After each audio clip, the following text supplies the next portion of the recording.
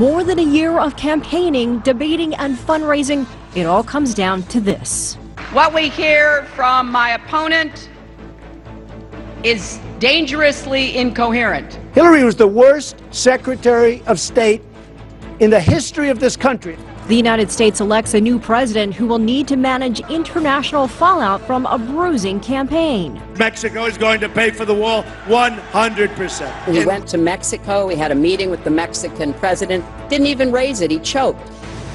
Russia wants to defeat ISIS as badly as we do. I do support the effort to investigate for crimes, war crimes committed by the Syrians and the Russians. How will the next U.S. president deal with the world's most pressing issues? Our CCTV America special presentation continues now.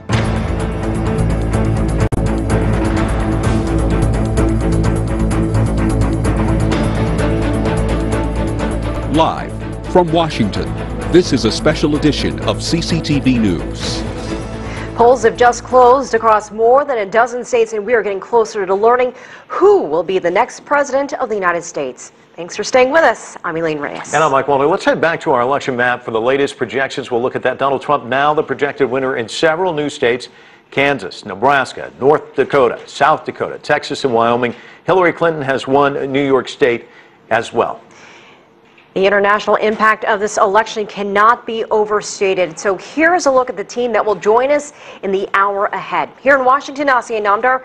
In New York, Nathan King and Sean Calebs. And Jim Spellman is still awaiting a result in Ohio. Li-Ling Tan will give us the view from the United Nations. Do the same from Mexico City. Stephen Gibbs is covering Latin America for us. He's in Venezuela. Stephanie Freed is in Tel Aviv. We will also hear from Jack Barton in Seoul. And Tien Wei, anchor of CCTV's World Insight, is live for us from Beijing. So let's begin this hour with an update of where things stand. Up first, Sean Calebs. He is live with the Clinton campaign in New York City. Sean. Well, Elaine, I can tell you there was a tremendous cheer about 1 minute ago at the top of the hour when the polls closed and it was announced that Hillary Clinton captured New York and its all-important 29 electoral votes.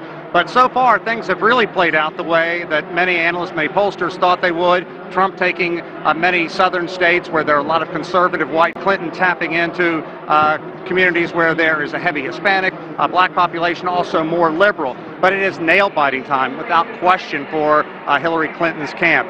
All races in those hotly contested states, such as Florida, North Carolina, Ohio, Pennsylvania, they are all extremely close at this hour. Certainly Clinton hoped that she would have a significant lead or a lead in one to at least give her some breathing room as this night goes on. But right now, so much up in the air. Clinton has really reached out over the last 24, 48 hours, touting her experience, saying that she has the temperament, the ability to run the United States, portraying Donald Trump as being a loose cannon, unhinged, if you will. Indeed, spending a great deal of money last night for a 2-minute commercial that ran in the heart of prime time. But the question is, how much damage has the email controversy done that has simply dogged her for months, using her private server when she was U.S. Secretary of State to handle tens of thousands of emails? A lot of criticism. The FBI launched 2 investigations, and all polls show that voters are basically fed up with both candidates. They don't think highly of either. For many, it's coming down, Mike and Elaine, to the lesser of 2 evils. Sean Caleb's live for us there in New York at the Clinton, watching the Clinton campaign. Just to update you on the numbers, Donald Trump now with 123 electoral votes, Hillary Clinton with 97, and Trump also leads in the number of votes. What about the Republican, Donald Trump? Nathan King joins us now with that. Here, where Republican candidate Donald Trump hopes to have his victory rally, there are nerves. I can describe the mood in this room and around this building as anxious. They know that they've been battling over a year to get to this point, and so far, no surprises. All the states that usually go Republican have gone Republican. All the states that usually go Democratic have gone Democratic. Georgia is too close to call. Hillary Clinton hopes to pick that up. There are other states that are too close to call. We'll expect, obviously, Florida and Ohio. Basically, everyone is waiting for the one state that will decide this election one way or another. There are 15 or so battleground states. It's really down to the wire here. Now, Donald Trump's campaign has been different. It's been combative. It's been not a politician's campaign. And the big question is, can someone from the outside, a property developer, a reality TV star, a billionaire potentially, take the White House? We are living in a very political age. It would be the biggest upset. The fact that he's got this far is quite incredible. But Donald Trump has dismissed that, said if he doesn't win, it's a waste of time, energy, and money. He wants the White House or nothing else. Nathan King, CCTV, New York. From the day he first declared his candidacy, Donald Trump has targeted Mexico in many of his speeches. In that initial speech, he said Mexican immigrants have lots of problems. He said at the time, quote, they're bringing drugs, they're bringing crime, they're rapists, and some, I assume, are good people. So how is Mexico viewing this election? We asked CCTV's Frank Contreras to find out. In the United States, undocumented immigrants are a hot political topic. Deportations remain near an all-time high. Republican nominee Donald Trump has seized on the issue. He's tried to make immigration a focal point between the United States and Mexico. Mexicans are closely watching the outcome of the U.S. presidential election. Marco Antonio Cruz lived for 10 years as an undocumented migrant worker in the U.S. state of Indiana. Far from his family, Cruz saved money and worked long hours. He voluntarily returned to Mexico, where he uses the skills he learned. He's now the owner of a successful restaurant in the Mexican beach resort of Puerto Escondido. From my point of view, whoever wins the election should stop seeing migrants as a threat. They should see us for what we really are, workers. We do not come to rob the United States citizens or their country. We come to work.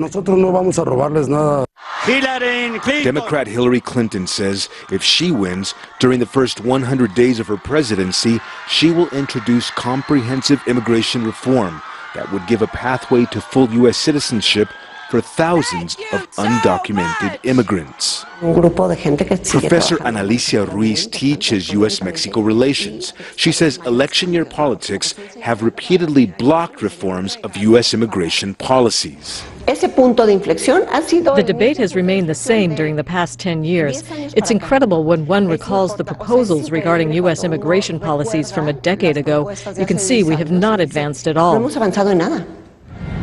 Many Mexicans want the United States to recognize that its economy depends in part on migrant workers. Marco Antonio Cruz says the U.S. must facilitate an opening for the legal movement of migrant workers.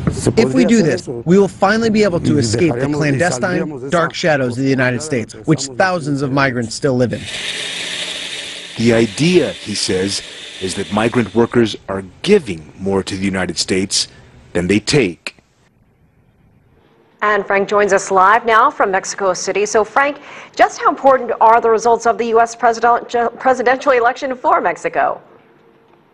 Well, in a phrase, Elaine, massively important. Mexico and Mexicans are watching this race like never before. Tonight on the way here to the studio, I had a number of people here in the Mexican capital tell me that they'd never heard their country mentioned so many times by a candidate in a presidential race with the country to the north. And of course, that's a reference to the number of times that Donald Trump has mentioned Mexico, mostly in negative terms, as you pointed out at the beginning of the broadcast, saying that he's going to build a wall and Mexico will pay for it, calling Mexico rapists and things of that sort. And of course, anytime Donald Trump lets loose that sort of campaign rhetoric, the peso against the dollar starts to lose tremendous amounts of value, and we've seen a direct impact week to week during the campaign here. So economically, a majorly important ally and alliance between the United States and Mexico. Mexicans are watching for that reason,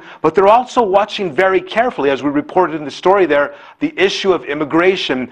Mexicans know that the Latino vote is very important in the United States, and the vast majority of those Latino voters, by the way, are people of Mexican descent. And so they're hoping that that kind of force, if Hillary Clinton could come away the winner, and if she's able to win the Congress, perhaps Mexico could finally see sweeping changes in immigration policies in the United States. That, of course, remains to be seen tonight. Everything up in the air. Absolutely. Frank Contreras live for us in Mexico City.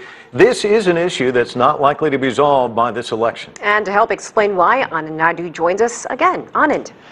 Thanks, Elaine. Donald Trump launched his campaign for the presidency by calling for the deportation of millions of undocumented immigrants, and he promised to build a wall along the border with Mexico.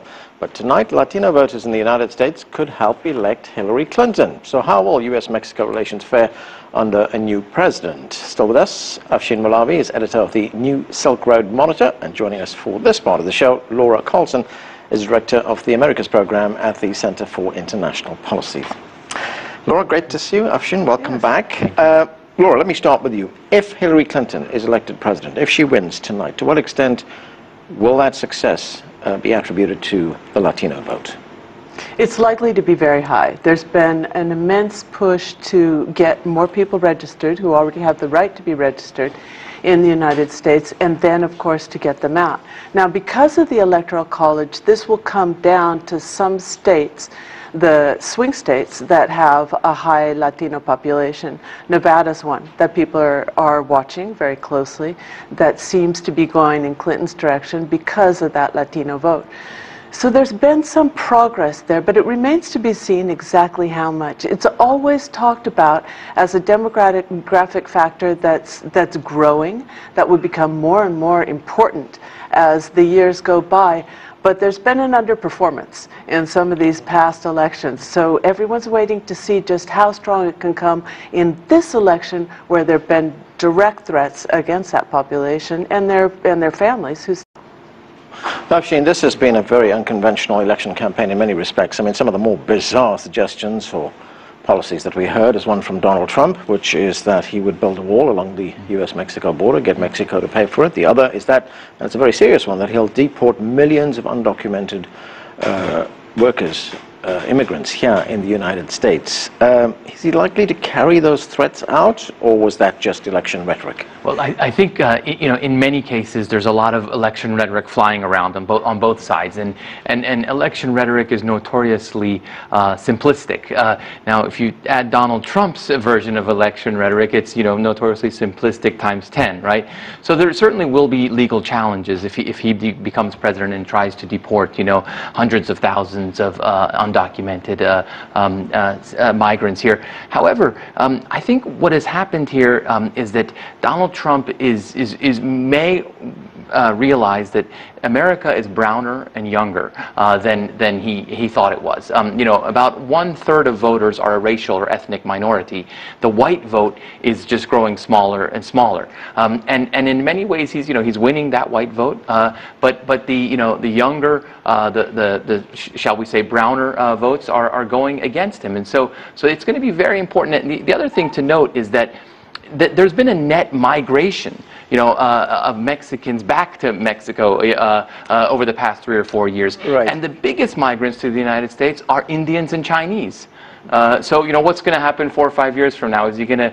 I guess you can't build a wall to block Indians and Chinese. You have to build a wall in the air. You'd have to get an armada out there in the sea. Laura, NAFTA, the North American Free Trade Agreement. Donald Trump has criticized that. We heard that over and over again, week after week.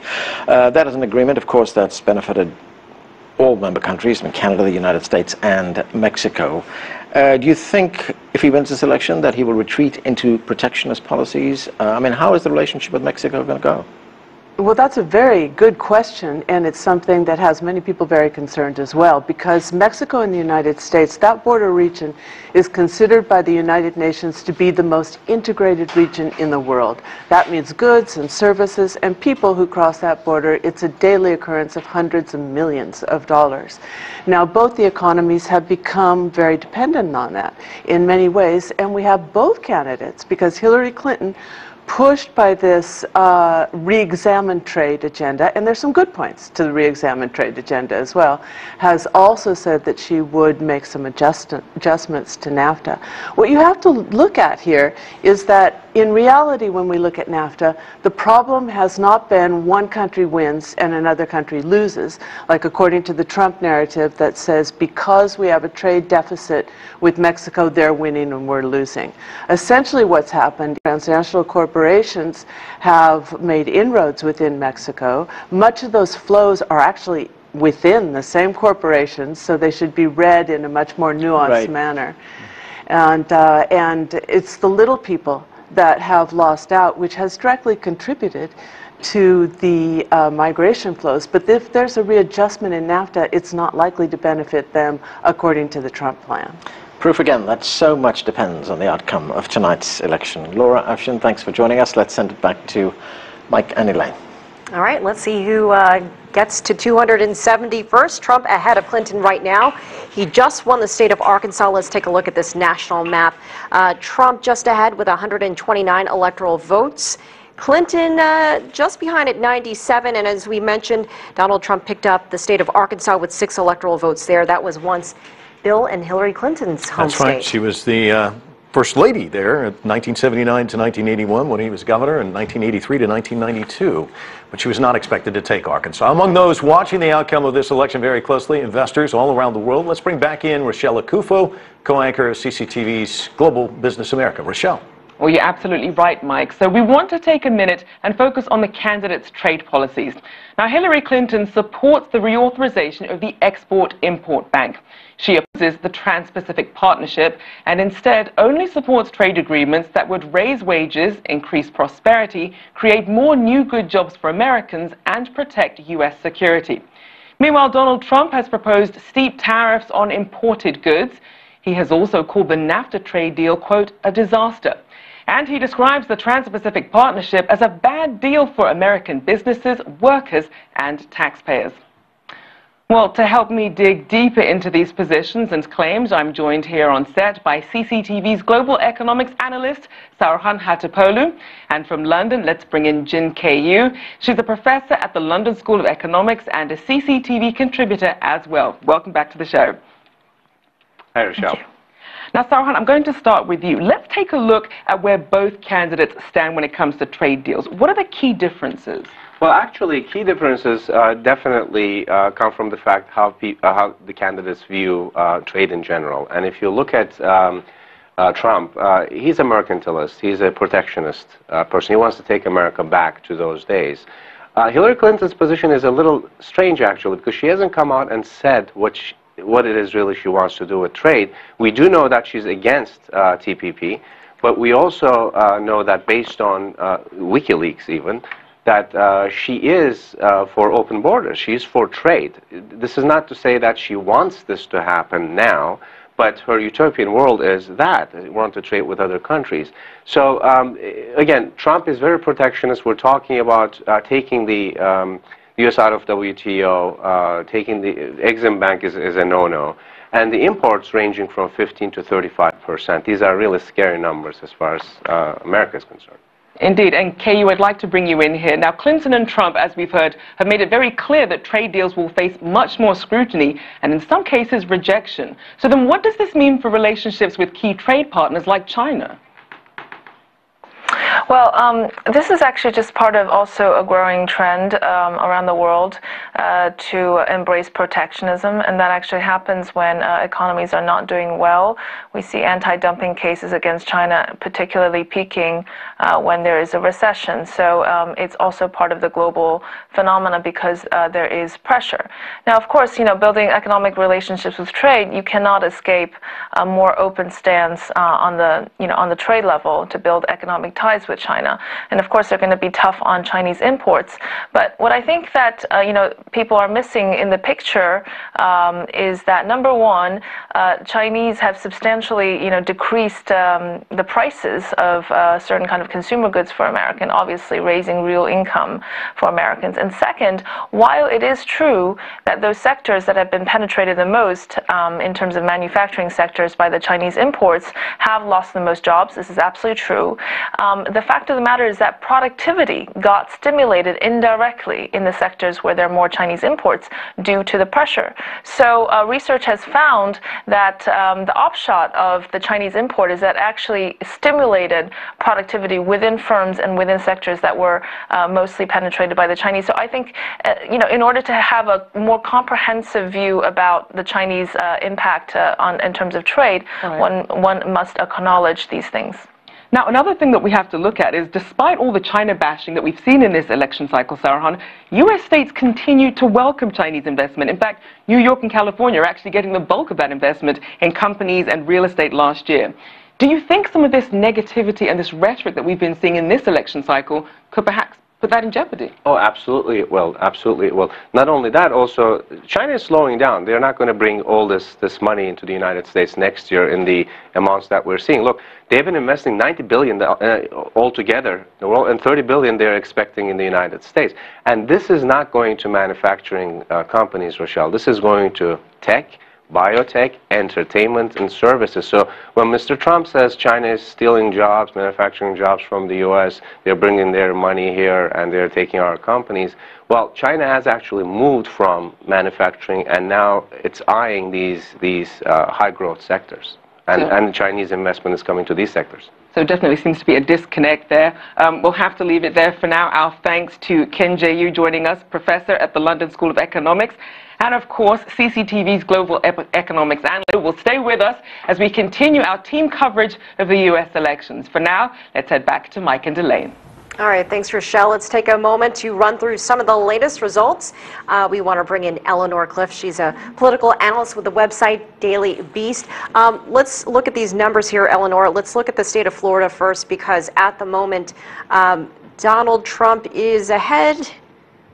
A little over 50% of the vote there. She's just shy with 49%, so very, very tight. Yeah. 88% of the precincts in, though, at this time. So your thoughts on that? Well, without knowing which parts of the state have not reported, it's really hard to say anything hard and fast. Otherwise, the networks would be calling the Florida one way or the other. And they're not going to prematurely, because that's what happened in the year 2000. They called it first for Al Gore, then they sort of called it for George W. Bush, and then everybody pulled back, and it took 36 days before a conclusion was reached by the U.S. Supreme Court. And then 4 years later, it was Ohio. We're looking at the Ohio numbers now, where he has a 7-point lead. But Ohio was favorable for Trump because it is one of those Rust Belt states. Yes, but the governor there, John Kasich, was the final opponent of Donald Trump in the primaries, and he was part of what was called the Never Trump crowd. He still does not support Donald Trump.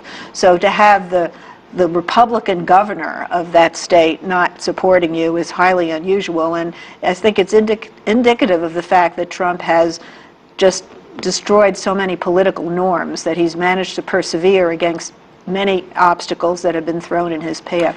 And that's been one of the stories tonight, is the Never Trump crowd. George W. Bush, the 43rd president, did not put a name in at all, voted for the down ballot candidates. Larry Hogan, the governor of Maryland, voted for his father. So there's still that element within the party. Yes, and people are trying to make the case that if you write in a protest vote, you're actually supporting one of the other candidates, depending on which state you're living in. But I think the Republican former presidents, for them not to support the nominee is highly significant. But the states that are beginning to add up in Donald Trump's column, Republicans in several recent elections have won 13 states that add up to 102 electoral votes. And Donald Trump looks like he's on his way to at least crossing that threshold. Whether he can get from there to the 270 is another matter. Eleanor, we understand that there are cheers going up at Trump's headquarters in New York right now. Let's bring in Nathan King, as they are getting news, in fact, that they're ahead in Florida and Ohio at the moment. Yeah, and I just think that's great for the Trump campaign. They want these two states. They need these two states, Elaine. I know we're used to in U.S. elections waiting for Florida and waiting for Ohio and say that's over. This map is a little bit different. And, you know, obviously a lot of Trump supporters are very happy with where they are right now in Florida, although there's some key metropolitan areas still to be fully counted, but as well as rural areas in the Panhandle as well. So it's even Stevens. Ohio's looking good for them as well. But I just want to pour a bit of cold water on Trump's behind me. If Trump wins Ohio and Florida, Hillary Clinton could still win. In fact, Trump could pick up some more states and still Hillary Clinton win. Her path to 270 electoral college votes is a lot wider than his, but it's still early days. I don't want to read anything into it, especially when it comes to Florida. Well, let's bring back in Tian Wei from Beijing, because obviously China very much interested in this election. We've heard China, China, China from Donald Trump, and of course Hillary Clinton, known for the pivot to Asia. So both of these candidates have already made themselves familiar to China. Let's check in with Tian Wei. Yes, indeed. As you just said, China and the Chinese are very interested in the election because it's going to have a lot to do with the U.S.-China relations, one of the most important bilateral relations in the world today. I'm joined here once again by Mr. Yang Xiyu from China Institute of International Relations.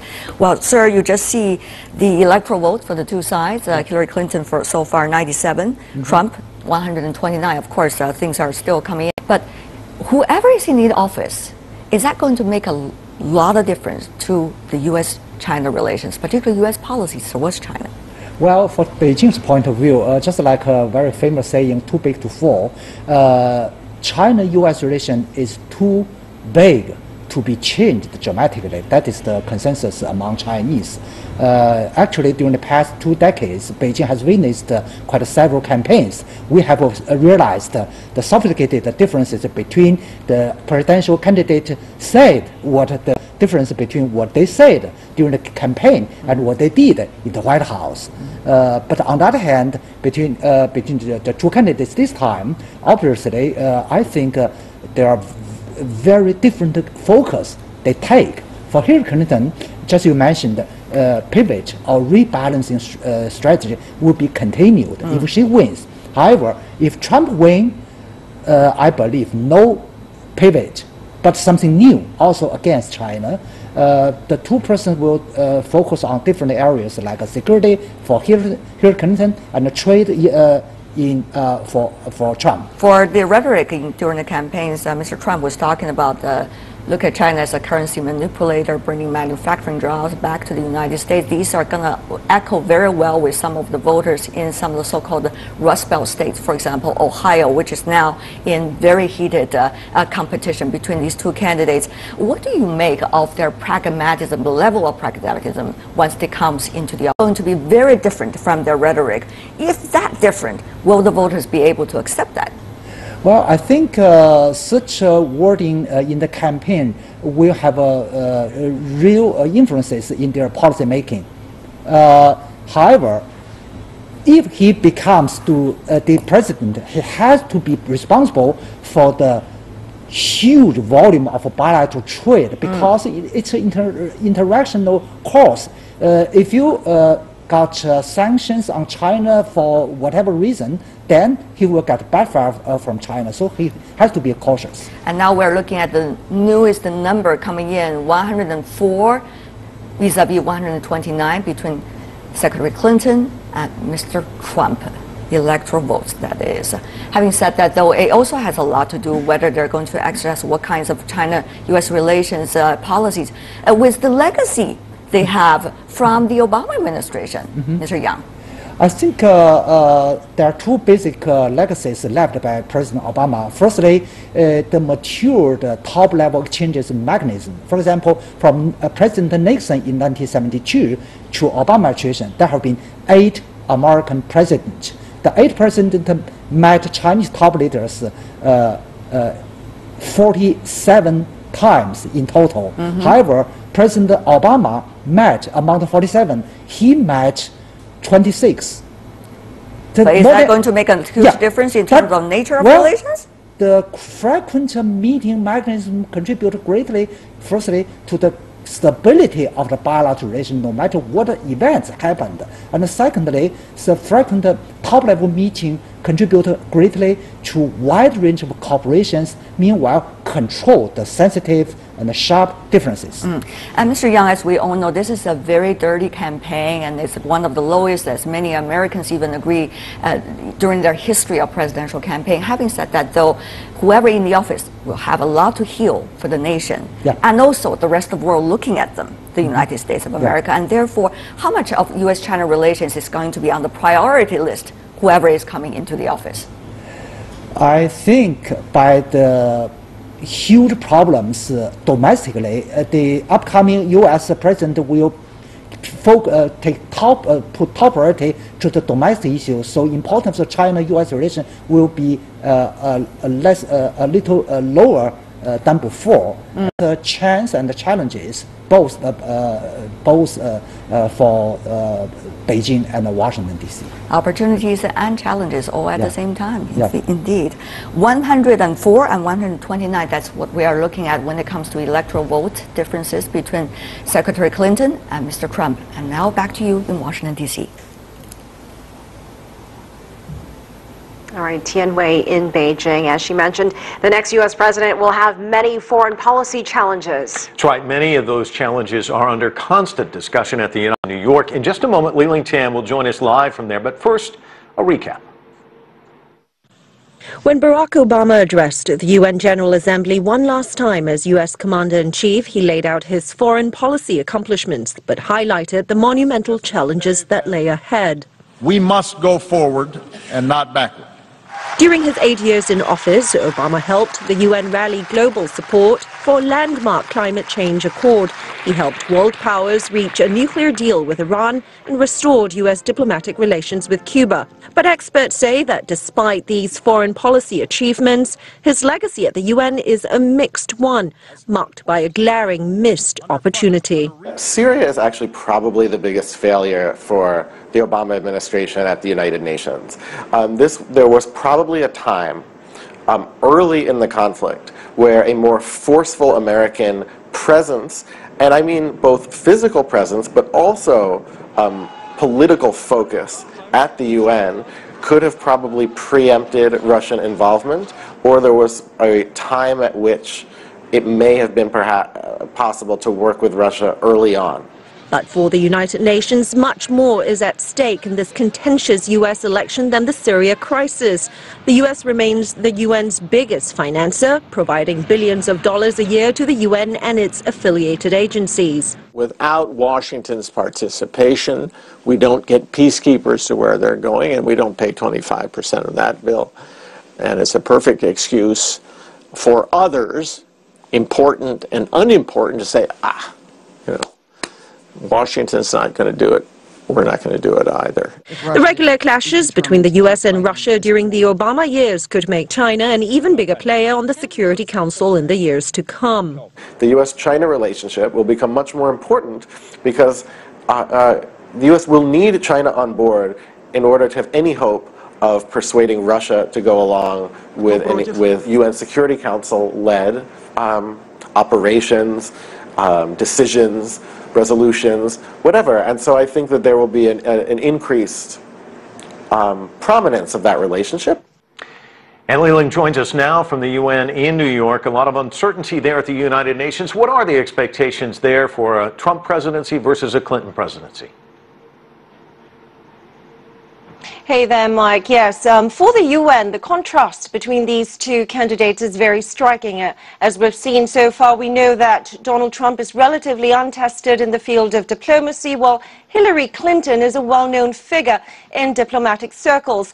Now, when it comes to the presidency, a Trump presidency is the bigger question mark by far. Already we've seen him shake things up here in the past week. He's talked about cancelling billions of dollars in global warming payments to the UN. We've heard him talk about ripping apart the Iran nuclear deal, and we've seen some very serious concerns raised about his stance on Syria, ISIL, the refugee crisis, and yes, the DPRK too. So there are jitters here about the prospect of a President Trump.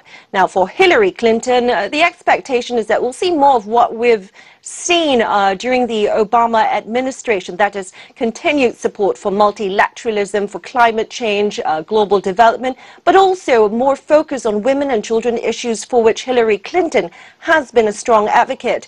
However, there are also expectations that she could be more aggressive than Obama was. She was a strong proponent of military intervention in Syria, and she's made a big push for a no-fly zone that has been controversial. And part of the uncertainty too is that the UN is coming under new leadership in January, so a lot of anxiety and anticipation about how the new US leadership and the new UN leadership can work together. A lot to digest there. Li-Ling Tan live for us in New York. We've got a lot of reporters in New York tonight because Hillary Clinton is there, as is Donald Trump. This discussion, of course, showing the global impact of this election. It really does. And to talk more about the foreign policy of the future U.S. president, let's bring back Anand Naidu back into the conversation. Anand. Elaine, that's right. No matter who's elected as the next U.S. president, there will be foreign policy challenges right out of the gate, from the crisis in Syria to tensions with the DPRK to implementing the Iran nuclear deal. Afshin Malawi is still with us, and Robert Moran, a pollster and partner with Brunswick Insight, joins us again. Robert, let's talk firstly about the fight against ISIL. Donald Trump has accused Hillary Clinton of actually creating ISIL when she was Secretary of State, and says that she won't be able to fight them. When we talk about the wider crisis in Syria, she has said that she would consider implementing a no-fly zone. Does he have a better plan than she has? Well, I'm not sure that he has a plan, but I think his strategy was a campaign strategy. As Secretary of State, he wanted to, as a former Secretary of State, he wanted to make her own the problem, and it was just another attack angle. So his strategy in the campaign was to just continually attack and question, and if the results are what we're seeing so far, that attack angle was largely successful. I mean, this is a very close race right now. Just one quick point on a strategy of implementing some kind of no-fly zone. There's a lot of dangers in that, isn't there? Yes, but I mean, we are in a campaign season where domestic politics takes center stage, and I think Donald Trump was just looking for another attack point against her. I mean, I don't think American elections are generally won on jobs and the economy and domestic politics, and not international affairs, with few exceptions. And I think Trump was using it for domestic political gain. Right. Afshin, the Iran nuclear, a major foreign policy success for the Obama administration, but Trump says that he will tear up that agreement if he becomes president. But let's look at the other side of that. Will Clinton be able to work with the Iranians? You know, Secretary Clinton has traditionally been more skeptical of the Islamic Republic of Iran than President Barack Obama has been. You know, having said that, she understands that this Iran nuclear deal is President Obama's signature foreign policy achievement in his eyes, in a scorecard that doesn't have a whole lot of big foreign policy achievements. So she's going to try to protect it as well as she can. Now, you mentioned the issue about the no-fly zone. Well, certainly if she actually implements this idea of the no-fly zone, suddenly there you have a clash. There you have a clash with Iran. There you have a clash with the United States. And you know, when it comes to no-fly zones, you know, we ran with Russia. And with Russia, absolutely. But we ran 2 no-fly zones consistently over Iraq for over a decade. You know, so they're not as difficult as sometimes we make them out to be. Now, if Secretary Clinton actually does it, boy, that's a geopolitical firestorm right there. Right. Robert, you know, what this tells us that in many of these international issues, international crises, the United States has to make deals with other countries. For instance, we take Syria. It has to make a deal with Russia first before it implements a no-fly zone. Let's look at another issue where it has to make some kind of agreement, come to some kind of agreement with other countries, and that is the nuclear issue in the DPRK. It's got to come to agreement with perhaps China, perhaps other countries in the region. Who's going to be able to do that? Who's going to be better at that? Well, as former state, you would assume that Hillary Clinton would know the players and be more adept at doing that.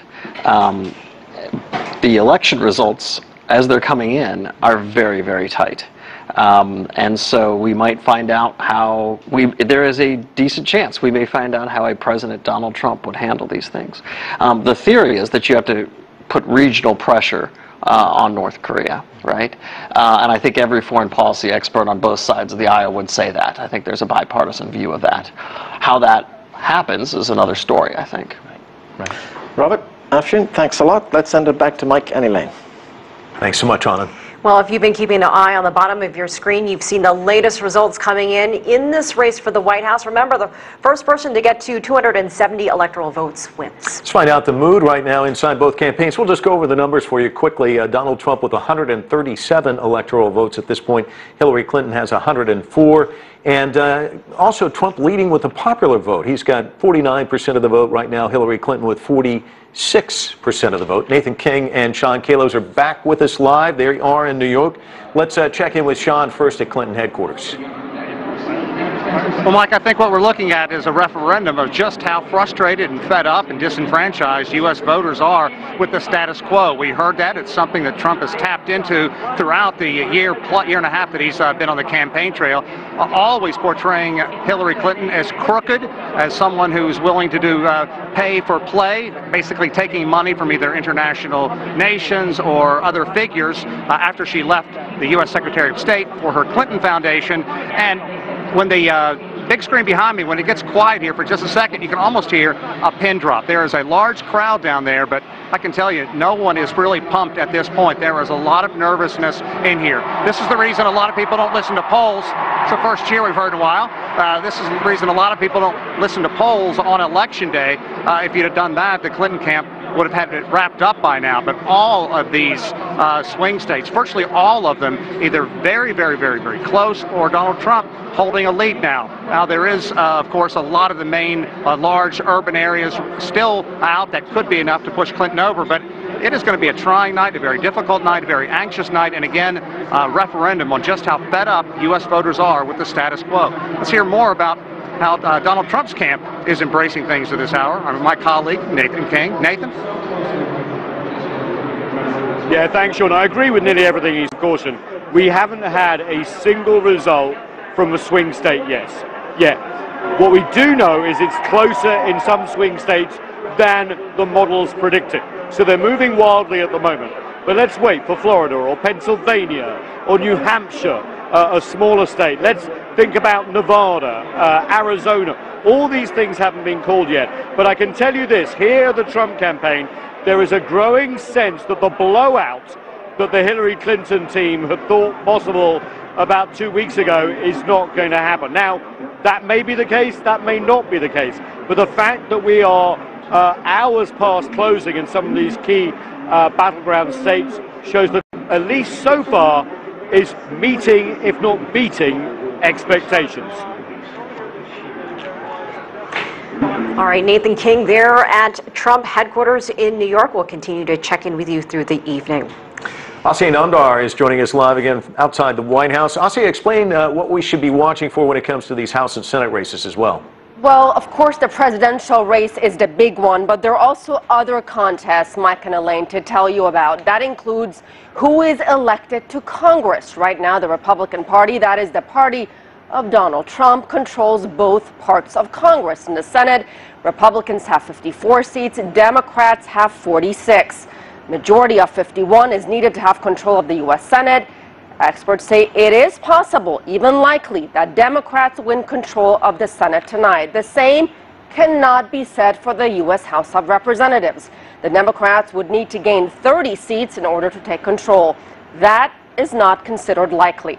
We'll explain why this balance of power matters a little bit later on. Mike and Elaine, back to you.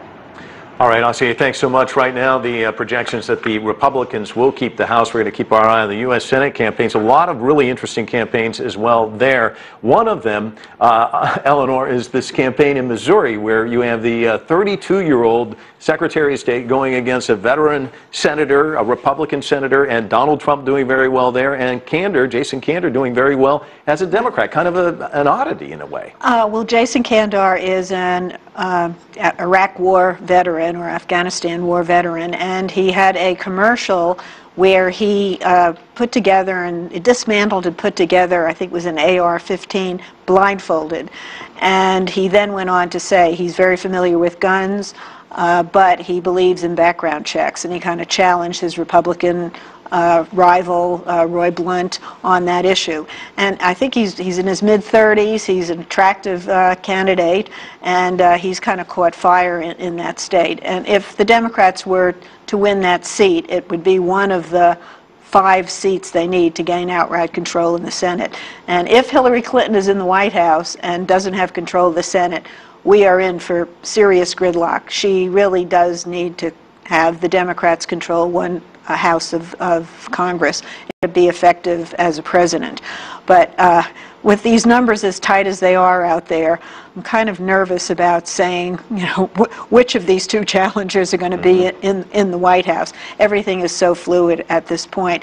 And a third part of our government is also really being challenged tonight. That's the Supreme Court, because there is a vacant seat there, which is kind of the balance of power seat. And so whichever party gains the White House and the Senate will have a big say over how the Supreme Court goes. And the Supreme Court, their lifetime appointments, they will have an impact not for just the next 4 years, but for the next 40 years. So this is an election where you have essentially 3 parts of the government up for grabs. Yeah, and it's very interesting. One of these pivotal states, the state of Ohio, where Trump is leading, and that's where we have our Jim Spellman. He's in the state capitol there, Columbus, Ohio. Jim, what are you hearing there? Yeah, it's definitely a tight race here, Mike. We've known this was going to be a tight race. You kind of have this balance between the Clinton ground game and this deep enthusiasm within the Trump camp. One of the things here it's easy to forget in this race in a place like Ohio is, despite all the sort of scandals and sideshows, people really are paying attention to the issues. We went out to a polling place today and we spoke to Clinton supporters and Trump supporters about what their key issues were. Listen.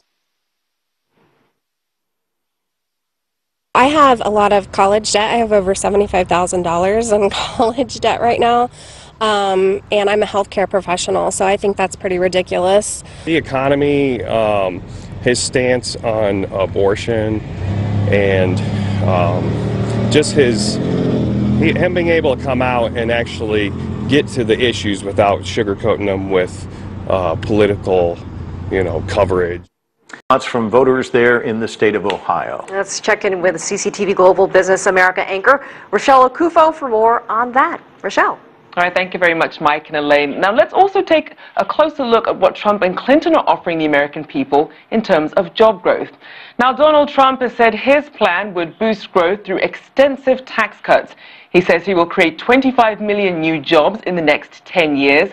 And he recently said the federal minimum wage should go up to $10 per hour from the current $7.25. Meanwhile, Hillary Clinton says she will boost infrastructure spending and plans to install 500 million solar panels across the country to create green energy jobs. She also says she'll invest $10 billion in the manufacturing sector and raise the federal minimum wage to $12 per hour. Take a listen to what Clinton had to say about creating a level playing field when it comes to employment. First, we have to build an economy that works for everyone, not just those at the top. That means we need new, good jobs with rising incomes. I want us to invest in you. I want us to invest in your future. That means jobs in infrastructure, in advanced manufacturing, in innovation and technology, clean renewable energy, and small business, because most of the new jobs will come from small business. All right, again, now let's bring in CCTV's global economics analyst, Saruhan Hatipolu. Saruhan, obviously already seeing a lot of market reaction. What's the latest? This is the expected result, or the outcome, I should say, as far as what the markets were going to do. The markets are thinking that this is going to be a Trump presidency now. Will it be? We don't know, but the way it's going, that's certainly having a negative impact on Wall Street, which has never gotten along well with Mr. Trump. But also Treasury yields are going up, which means that the risk factor in the United States for investing in the bonds in the United States is increasing. And I haven't got a chance to look at emerging market currencies except Mexican peso, which has lost 7.5% of its value as of 10 minutes ago. So yes, the reaction is pretty negative in the United States as well as overseas. We certainly saw the Dow take a considerable plunge, but looking at about, it started at 300, it keeps going down, we're looking at 500, so we'll just have to wait and see what happens. Now obviously jobs, a key issue when it comes to voters. So there was one last jobs report before this US election kicked off.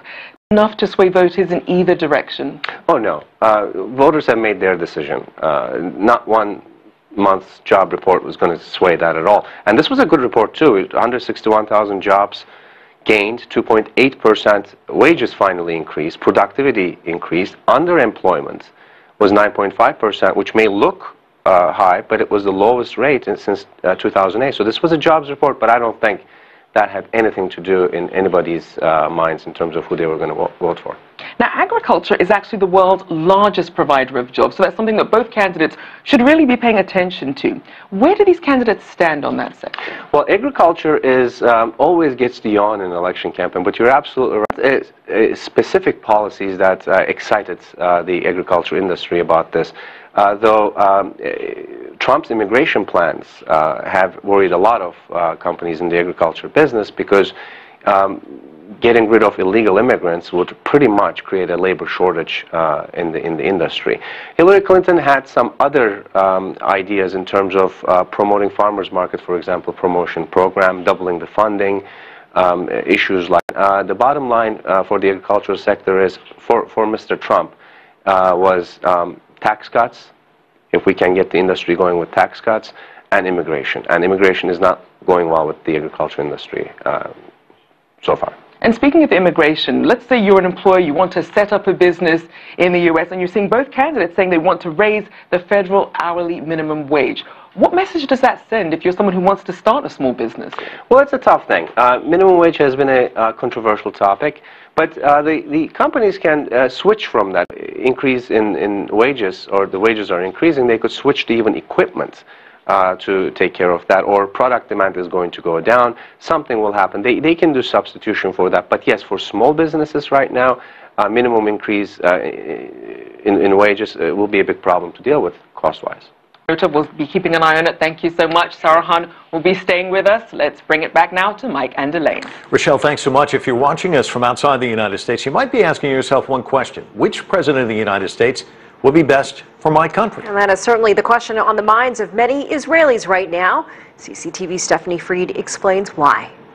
As the 2016 U.S. presidential election campaign draws to a close, Israelis are watching closely and openly voicing opinions. It's a travesty. It's ridiculous. It's stupid. I mean, there's a massive racist and somebody nobody likes on the other side. I think it's the best reality show I saw ever. The person sitting in the White House has great impact on what happens in Israel. Israel, as we refer to it sometimes jokingly, is the 51st state. We are the biggest beneficiary of U.S. aid. As instability rocks the Middle East, Israel, says the U.S. State Department, is the United States' most reliable regional partner. The U.S. is also Israel's largest single trading partner. Joint military exercises and intelligence sharing are commonplace, but interests are not always aligned. Benjamin Netanyahu's government is unofficially aligned with the Republican Party, an association that has strained relations between Jerusalem and Washington. When the U.S. agreed to lift Iran sanctions, Israel's prime minister protested vociferously, citing Iranian nuclear weapons ambitions, with Israel as an eventual target. U.S. Democratic presidential nominee Hillary Clinton has a track record in the region and promises to protect Israel's security interests. Republican presidential nominee Donald Trump says he'll do the same. Stephanie, it's no secret that President Barack Obama and Prime Minister Benjamin Netanyahu had a rather frosty relationship. What can we expect under a Trump or Clinton presidency? Well, the predictions are, let's start with Hillary Clinton. She has, as I mentioned in the story we just saw, she has a long track record with this region. She has reiterated in her campaign a 30-year history with Israel. She was Secretary of State under President Obama, so she knows the players here. She knows the region. She's comfortable. She's also says she's committed to Israel's security. That plays very, very largely with the Israeli government and with Israelis.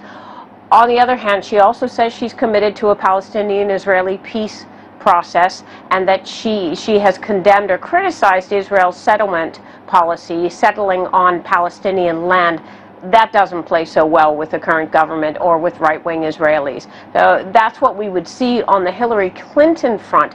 As far as Donald Trump goes, he's a big unknown. As one editorialist put it on Tuesday, God knows what his policies are, and that's because he's gone back and forth, he's backtracked, made sweeping statements. It's unclear really what his policies are. Broad sweeping statements like the fact that he loves Israel. He has said that he's committed to Israel's security. At one point he said he'd stay neutral on Palestinian-Israeli peace negotiations, and then he said he'd push Israel to peace talks. One thing he has said that has played very favorably with the current government is that he would dismantle as president the quote-unquote disastrous Iran deal. So those are very, very broad expectations of either Hillary Clinton, Donald Trump, as you vis-a-vis Israel. Mike. All right, that was Stephanie Fried live for us in Tel Aviv. So that is the view from Israel, as you heard. What about Latin America? It's a good question, and Stephen Gibbs is watching all of that for us. He's in Venezuela, not exactly a U.S. ally. He joins us live from Caracas. Stephen, Donald Trump ahead right now. Give us your impressions. Well, I think people here in Latin America are probably as surprised as anyone else and concerned in a different way than perhaps other people around the world, and that is because the discourse of this election has been about immigration. And for people in Latin America, they've been pretty concerned about some of the things they've heard in the debates, and particularly coming from Donald Trump. You've got to remember, immigration here, it's not just an academic subject. It's about the possibility of people to move to the United States, and also the whole people from this entire region who want to perhaps visit their relations in the United States and are worried about a big tightening of U.S. immigration policy.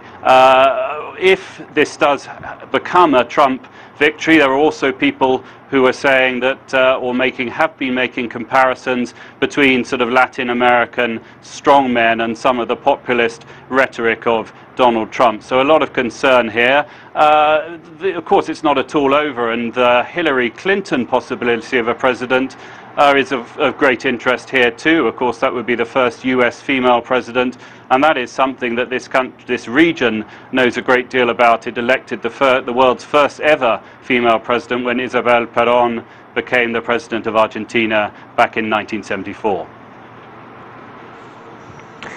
All right, Stephen Gibbs there for us in Caracas, watching the reaction in Latin America.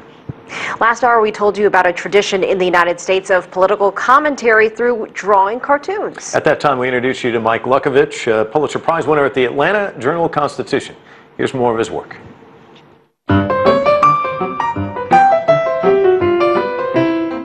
In America, at the end of a political convention, they have a ceremonial balloon drop, and this was when the hacked emails, the DNC hacked emails, were really coming out. And so I have her saying, I thought it was supposed to be a balloon drop, and instead it's the hacked emails that are falling down upon her. Trump had a primary that he lost, and he's all about winning. But then he's got that goofy hair, so I just thought, well, this might be fun. So he's got loser. Right now, the winner, he's ahead. He's not a loser right now. The work of Mike Lukovich of the Atlanta Journal-Constitution. He first won the Pulitzer in 1995 and then again in 2006. And we are getting close to some new projections in this race for the White House. And so we get for that, let's get a check on what else is making news right now. That's right. Francis Coe is here in the studio with us for a news update. Francis. Thanks, Elaine and Mike. Well, Iraqi authorities have opened an investigation into a mass grave discovered just south of Mosul. Inside, dozens of bodies, many of them decapitated. Troops made the gruesome find on Monday during their offensive to take back the city from ISIL. No word on the victims, but a child's stuffed animal was discovered at the scene.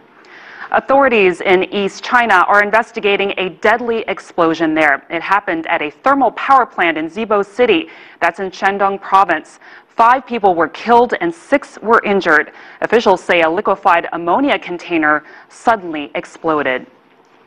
Chinese Premier Li Keqiang is heading home after wrapping up his visit to Russia. He met President Vladimir Putin at the Kremlin. Both sides have signed a series of agreements ranging from trade to the construction of nuclear power plants. Premier Li also visited Latvia, Kazakhstan, and Kyrgyzstan. The trip was meant to strengthen China's role in Eurasia and promote the Belt and Road Initiative. South Korea's embattled president says she will allow Parliament to choose the next prime minister. It is the latest effort by President Park Geun-hye to calm a political crisis involving a confidant.